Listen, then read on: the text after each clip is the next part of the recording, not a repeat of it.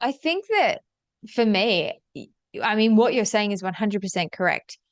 It is really hard and almost insurmountable for some people. And it's so easy to just get caught in that thought spiral, the thought bubble of like, no, it's not possible, or I'm not good enough, or whatever the thing may be.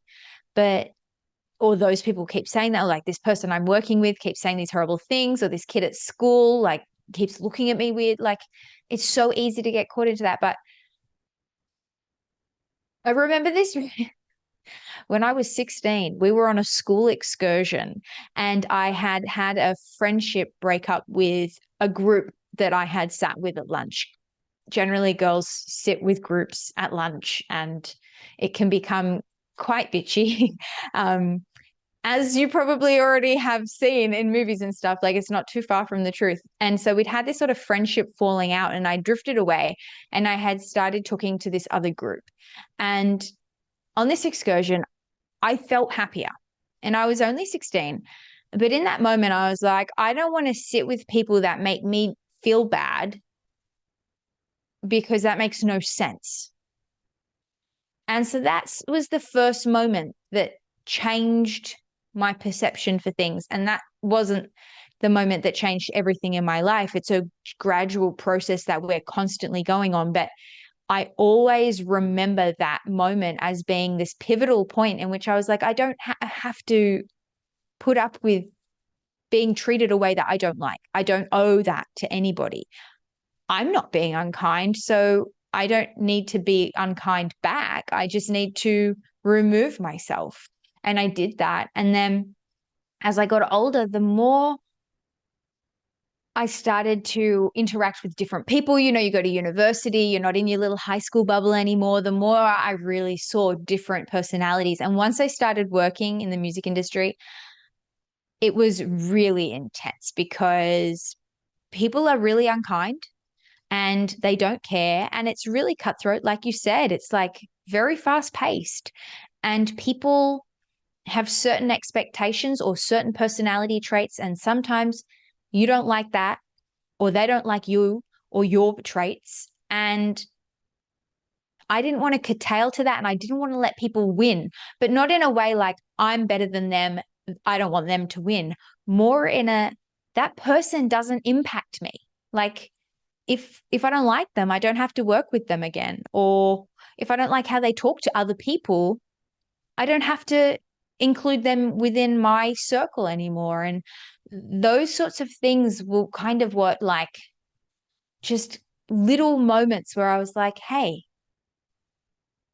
just because somebody treats me badly doesn't mean I have to stop. Doesn't mean I have to treat them badly. Doesn't mean I have to feel sorry for myself. Doesn't mean it's me. It could be them.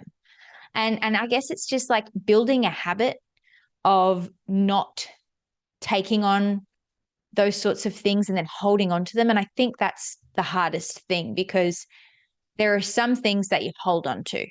Somebody says something and you just can't let it go. You read a comment and you just can't let it go. And anytime I notice myself doing that, I take a step back and I assess the situation. I'm like, why do I care? Like, do I care because I think it's funny? Do I care because I think it's hurtful? Do I care because I just don't understand why somebody would bother? And usually that's where I get hung up personally because I could never be bothered. But sometimes people take a lot of energy to try and put other people down, and it literally blows my mind. Yeah, why would anybody go so far out of their way to kind of be mean to somebody else? It still blows my mind as well. It's I don't know. So weird. It's so bizarre. So I guess that's what, I mean, it really just makes you go, oh, they must have a really bad life. They mustn't have any resilience because if they did, they probably would be doing other more important things like anything else.